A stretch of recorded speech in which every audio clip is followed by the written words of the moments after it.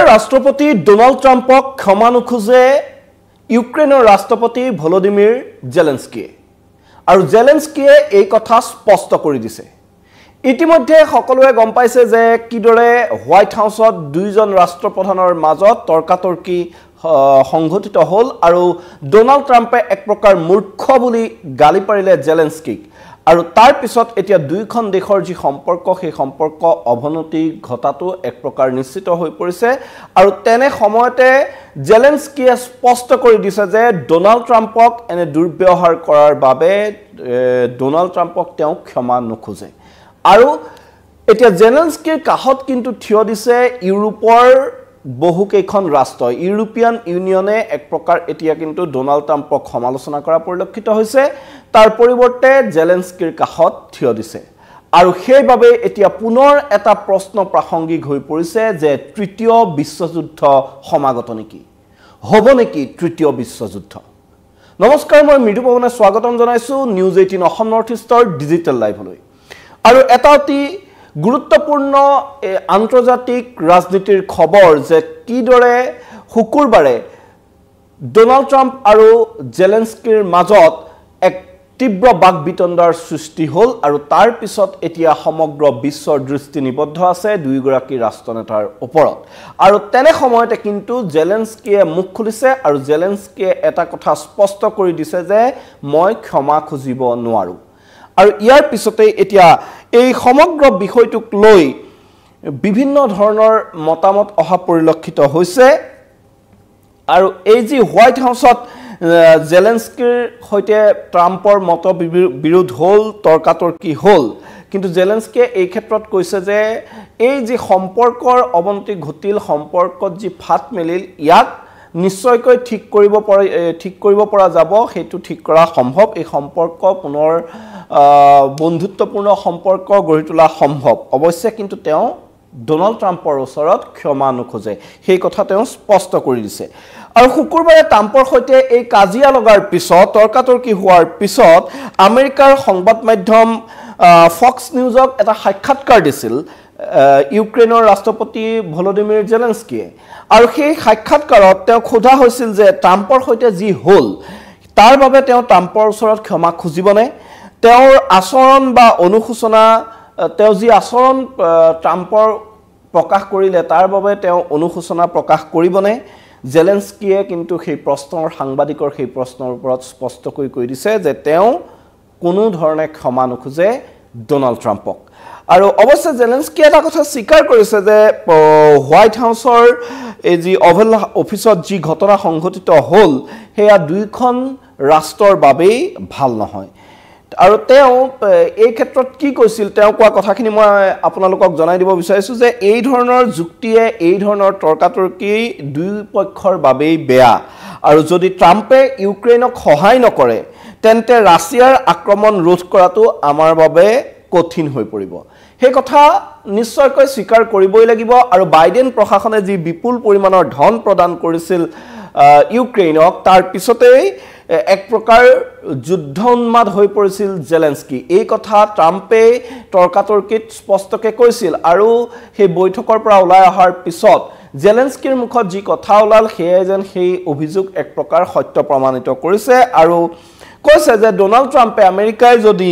ইউক্ৰেইনক সহায় নকৰে তেন্তে ৰাছিয়াক আক্ৰমণ প্ৰতিহত কৰাটো ইউক্ৰেইনৰ বাবে সম্ভৱপৰ নহ'ব, কিন্তু এই সম্পৰ্ক ঠিক কৰিব পৰা যাব, আমেৰিকাৰ সৈতে যি সম্পৰ্কৰ অৱনতি ঘটিছে এই সম্পৰ্ক ঠিক কৰিব পৰা যাব, সেই কথাও জেলেনস্কিয়ে কৈছে। কাৰণ এয়া কেৱল দুজন ৰাষ্ট্ৰপতিৰ মাজৰ কথা নহয়, দুজন ৰাষ্ট্ৰপতিৰ সম্পৰ্কৰ কথা নহয়, দুয়োখন দেশৰ আমেৰিকা আৰু ইউক্ৰেইনৰ যি ঐতিহাসিক এক বন্ধুত্বপূৰ্ণ সম্পৰ্ক আছে সেই সম্পৰ্কৰ কথা মনত ৰাখি এতিয়া আমেৰিকাই যাতে এই ক্ষেত্ৰত কঠোৰ নহয় তেনেধৰণৰ এক আগ্ৰহ প্ৰকাশ কৰা পৰিলক্ষিত হৈছে জেলেনস্কিৰ আৰু আমাৰ দেশৰ জনসাধাৰণৰ হৈ মই আপোনাক ধন্যবাদ জনাইছোঁ বুলি মন্তব্য কৰিছে জেলেনস্কিয়ে। এক প্ৰকাৰ যেন সেই অভেল হাউচৰ যি তৰ্কাতৰ্কি সংঘটিত হ'ল তাৰ পৰা ওলাই আহি জেলেনস্কিৰ এতিয়া অনুশোচনা এক প্ৰকাৰ হৈছে। তেওঁ এই যি ৰাছিয়াৰ বিৰুদ্ধে যুদ্ধ কৰিবলৈ যি সহায় আমেৰিকাই কৰিছিল তাৰ বাবে নিজ দেশৰ জনসাধাৰণৰ হৈ আমেৰিকাক ধন্যবাদ জনাইছো বুলি তেওঁ কৈছে কিন্তু তাৰ সমান্তৰালকৈ দেখা গৈছে যে এতিয়া এই ডোনাল্ড ট্ৰাম্পে যি ঘটনা সংঘটিত কৰিলে ডোনাল্ড ট্ৰাম্পৰ সেই তৰ্কাতৰ্কি ডোনাল্ড ট্ৰাম্পে যি ধমক প্ৰদান কৰিলে জেলেনস্কিক তাৰ পিছতেই কিন্তু এতিয়া ইউৰোপিয়ান ইউনিয়নে ডোনাল্ড ট্ৰাম্পক তীব্ৰ সমালোচনা কৰা পৰিলক্ষিত হৈছে তাৰ পৰিৱৰ্তে ইউৰোপৰ প্ৰায় আটাইকেইখন ৰাষ্ট্ৰৰ ৰাষ্ট্ৰপ্ৰধানে এতিয়া ইউক্ৰেইনৰ ৰাষ্ট্ৰপতি ভলোদিমিৰ জেলেনস্কিৰ কাষত থিয় দিয়া পৰিলক্ষিত হৈছে আৰু এই ক্ষেত্ৰত তেওঁলোকে এক প্ৰকাৰ ক'ব বিচাৰে যে এতিয়া ডোনাল্ড ট্ৰাম্পে ৰাছিয়াৰ ৰাষ্ট্ৰপতি ভ্লাদিমিৰ পুটিনৰ হাতত যুদ্ধ জয়ৰ খিতাপ তুলি দিবলৈ এক প্ৰকাৰ এনে ধৰণে উন্মাদ হৈ পৰিছে আৰু তেনে ধৰণৰ কাম সংঘটিত কৰাৰ বাবে ডোনাল্ড ট্ৰাম্পক সমালোচনাৰে ঠকা খৰকা কৰিছে একাংশ দেশৰ ৰাষ্ট্ৰপ্ৰধানে আৰু ইউক্ৰেইনৰ ৰাষ্ট্ৰপতি ভলোদিমিৰ জেলেনস্কিৰ সাহসী সিদ্ধান্তক এক প্ৰকাৰ সমৰ্থন জনাই আমেৰিকাৰ ওচৰত তেওঁ যি নতশিৰ নহল ডোনাল্ড ট্ৰাম্পৰ সৈতে যি তৰ্কাতৰ্কি হ'ল তাৰ পিছতো হোৱাইট হাউচত যিদৰে তেওঁ নতশিৰ নহল তেওঁ নিজৰ ক'বলগীয়াখিনি তেওঁ প্ৰকাশ কৰিলে এক প্ৰকাৰ তৰ্কাতৰ্কি হ'ল তাৰ পিছতো কিন্তু নিজৰ স্থিতিত অটল হৈ থাকিল জেলেনস্কিয়ে ক'লে যে হত্যাকাৰী ৰাছিয়াৰে শান্তি স্থাপন কৰিবলৈ তেওঁ কেতিয়াও সন্মত নহয় এই কথা স্পষ্টকৈ ক'লে আৰু এনে ধৰণৰ সাহসী স্থিতি লোৱাৰ বাবে পোলেণ্ডৰ যিগৰাকী প্ৰধানমন্ত্ৰী ডোনাল্ড টাস্কে কয় যে জেলেনস্কিৰ সৈতে আমি আছো আৰু এই ভলোদিমিৰ জেলেনস্কি অকলশৰীয়া নহয় পোলেণ্ডে তেওঁক সহায় কৰিব একেদৰে ব্ৰিটিছ প্ৰধানমন্ত্ৰী ষ্টাৰমাৰেও এই ঘটনাৰ পিছতে পৃথকে ট্ৰাম্প আৰু জেলেনস্কিৰ সৈতে ফোনযোগে বাৰ্তালাপ কৰিছে আৰু তেওঁ ইউক্ৰেইনৰ প্ৰতি থকা নিজৰ সমৰ্থন এতিয়া ব্যক্ত কৰিছে ইউক্ৰেইনৰ প্ৰতি এতিয়া ইংলেণ্ডৰ ব্ৰিটিছ প্ৰধানমন্ত্ৰীজনেও সমৰ্থন দিছে ইটালীৰ প্ৰধানমন্ত্ৰী জৰ্জিয়া মেলনিয়ে কিন্তু এই ক্ষেত্ৰত যে ইউক্ৰেইনৰ সমগ্ৰ এই ইউক্ৰেইন ৰাছিয়া যুদ্ধৰ এই বিষয়টোক লৈ আমেৰিকা ইউৰোপ আৰু তেওঁলোকৰ যিসমূহ মিত্ৰ দেশ আছে সেই মিত্ৰ দেশসমূহৰ মাজত শীঘ্ৰে এখন বৈঠক অনুষ্ঠিত কৰি এই সমগ্ৰ বিষয়টো আলোচনা কৰাৰ পোষকতা কৰিছে আৰু তাৰ সমান্তৰালকৈ যদি দেখা যায় যে অষ্ট্ৰেলিয়াৰ প্ৰধানমন্ত্ৰী এন্টনি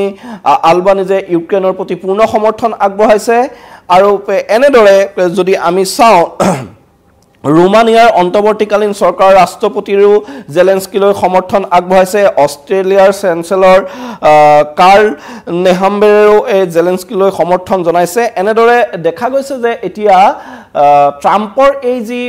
স্থিতি আছিলে ট্ৰাম্পৰ স্থিতিক কিন্তু ইউৰোপিয়ান ইউনিয়নে এতিয়া তীব্ৰ বিৰোধ কৰিছে আৰু ইউৰোপৰ ইখনৰ পিছত সিখন ৰাষ্ট্ৰই এতিয়া ইউক্ৰেইনৰ ৰাষ্ট্ৰপতিক সমৰ্থন জনাইছে এনে ঘটনাই এতিয়া উদ্বেগৰ সৃষ্টি কৰিছে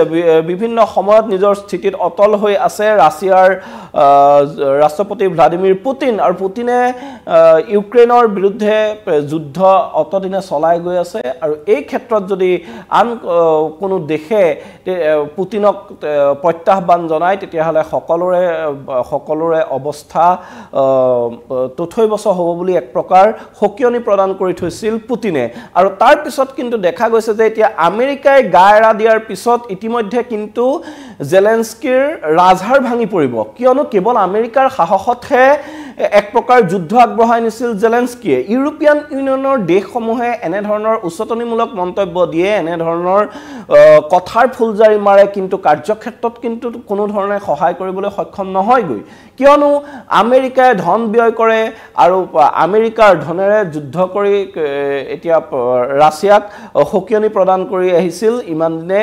জেলেনস্কিয়ে কিন্তু যদি এতিয়া আমেৰিকাই সেই যি সহায়ৰ হাত উঠাই লয় তেতিয়াহ'লে জেলেনস্কিৰ অৱস্থা শোচনীয় হ'ব এই ক্ষেত্ৰত ইউৰোপিয়ান ইউনিয়ন তথা ইউৰোপৰ এই ৰাষ্ট্ৰসমূহে কিমান দূৰ জেলেনস্কিক সহায় কৰিব পাৰিব আৰু ইয়াক লৈ এতিয়া যদি ৰাছিয়া আৰু আমেৰিকা এক হয় তেতিয়াহ'লে ইউৰোপৰ আন ৰাষ্ট্ৰসমূহে যে এই যুদ্ধখন চলাই নিব পাৰিব সেই কথাও কিন্তু ক'ব নোৱাৰি কাৰণ দুই মহাশক্তিৰ বিৰুদ্ধে এতিয়া কেনেদৰে যুঁজ দিব ইউৰোপৰ ৰাষ্ট্ৰসমূহে সেই কথা আটাইতকৈ চৰ্চিত বিষয় হৈ পৰিছে আৰু এই ট্ৰাম্পৰ যি ধমক সাধাৰণ দৃষ্টিৰ পৰা চাবলৈ গ'লে ট্ৰাম্পে যি প্ৰকাৰে জেলেনস্কিক এনেদৰে ধমক প্ৰদান কৰিলে তাৰ পিছত কিন্তু যদি আমি চাবলৈ যাওঁ যেন তৃতীয়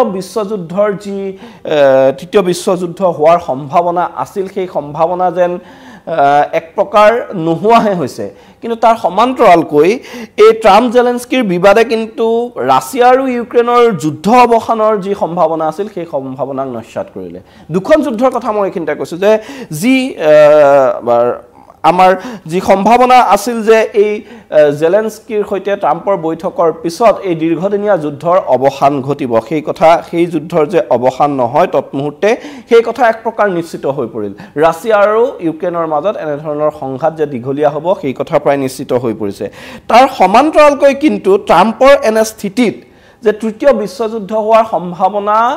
এক প্ৰকাৰ নোহোৱা হোৱা বুলি ক'ব লাগিব যদি ট্ৰাম্পে যদি আমেৰিকাই ৰাছিয়াৰ বিৰুদ্ধে নিজৰ শক্তি প্ৰয়োগ নকৰে যদি আমেৰিকাই ধন প্ৰদান নকৰে যদি আমেৰিকাই অস্ত্ৰ শস্ত্ৰ যোগান নধৰে তেতিয়াহ'লে কেনেদৰে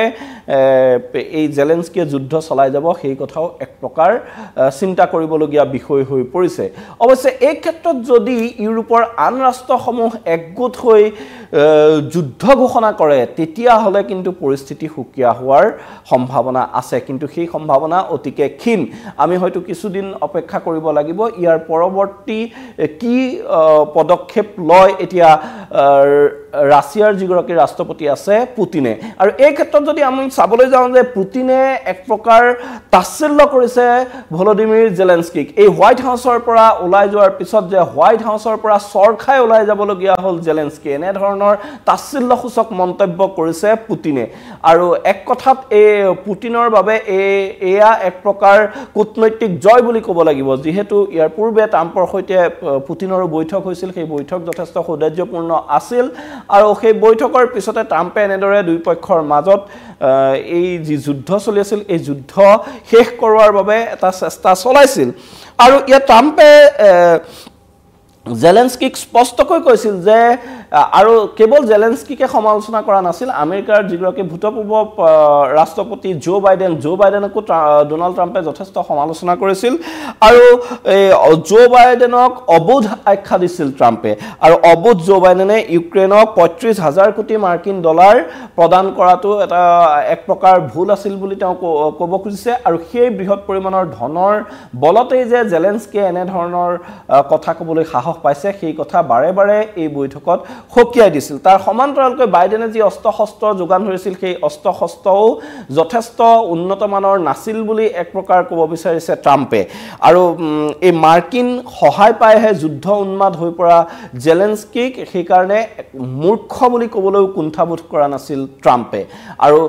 এনেদৰে ট্ৰাম্পে এক প্ৰকাৰ ধমক দি জেলেনস্কিক যেন সৈমান কৰাব বিচাৰিছিল এই যুদ্ধ যাতে শেষ হয় কিন্তু নিজৰ স্থিতিত অটল থাকিল জেলেনস্কিয়ে এক প্ৰকাৰ ৰাছিয়াৰ সৈতে যে যুদ্ধ তেওঁ বন্ধ নকৰে সেই কথা তেওঁ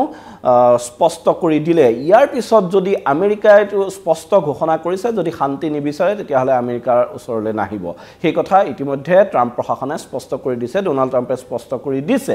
আৰু এতিয়া যদি ট্ৰাম্পে সহায় নকৰে আমেৰিকাই সহায় নকৰে জেলেনস্কিয়ে কেনেদৰে ৰাছিয়াৰ বিৰুদ্ধে যুঁজিব সেই কথাও কিন্তু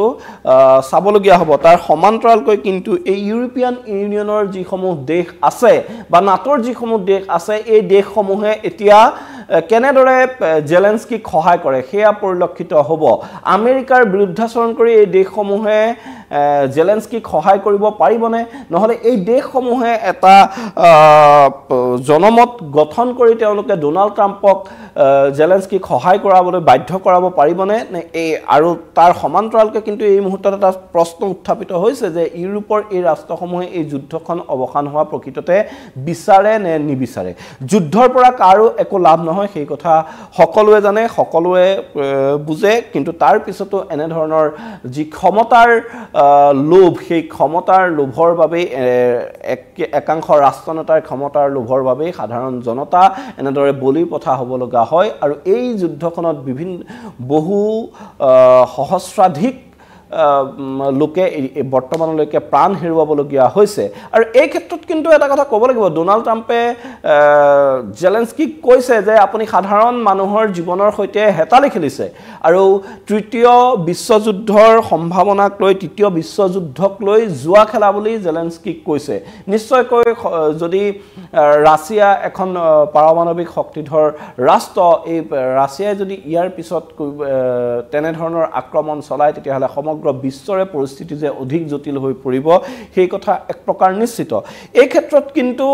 এতিয়া জেলেন্সকি নিজৰ স্থিতিত অটল আছে তাৰ বিপৰীতে ইউৰোপৰ আন ৰাষ্ট্ৰপ্ৰধানবোৰে জেলেন্সকিক সমৰ্থন জনাইছে তাৰ পিছত আৰু আনফালে ৰাষ্ট্ৰপতি ডোনাল্ড ট্ৰাম্পে স্পষ্ট কৰি দিছে যে যুদ্ধৰ বাবে আৰু সহায় নেপায় এই যি চুক্তিৰ কথা আছিল যিখন চুক্তি শুকুৰবাৰে এখন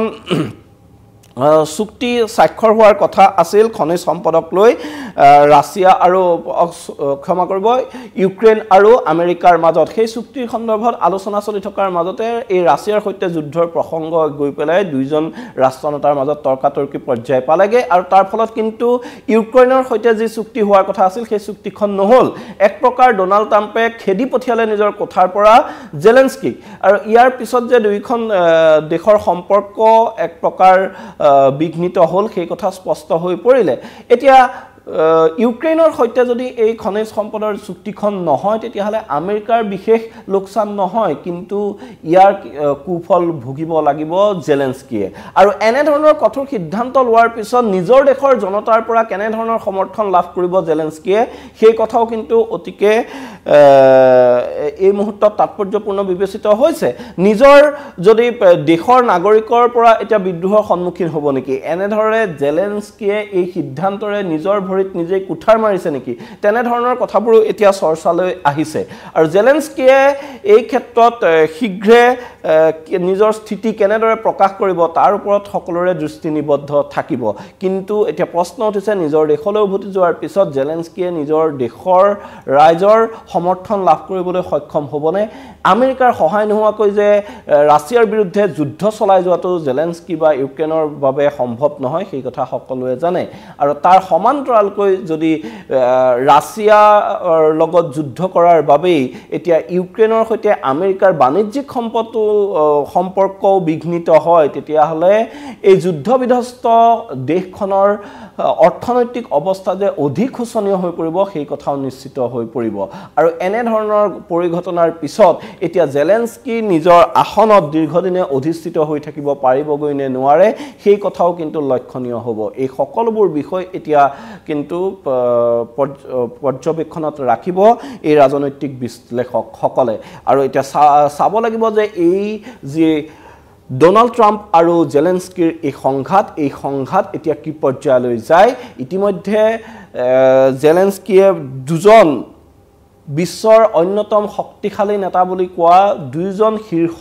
নেতাৰ সৈতে এতিয়া এক প্ৰকাৰ শত্ৰুতা কৰি লৈছে জেলেন্সকিয়ে আৰু ইয়াৰ পিছত জেলেন্সকিয়ে এতিয়া নিজৰ বলত নিজৰ আসনত অধিষ্ঠিত হৈ থাকিব পাৰিবনে নোৱাৰে সেই কথাও কিন্তু চাবলগীয়া হ'ব তাৰ সমান্তৰালকৈ কিন্তু ইউক্ৰেইন আৰু ৰাছিয়াৰ এই যুদ্ধ সমাপ্ত হোৱাৰ যি সম্ভাৱনা আছিল সেই সম্ভাৱনা এক প্ৰকাৰ এই মুহূৰ্তত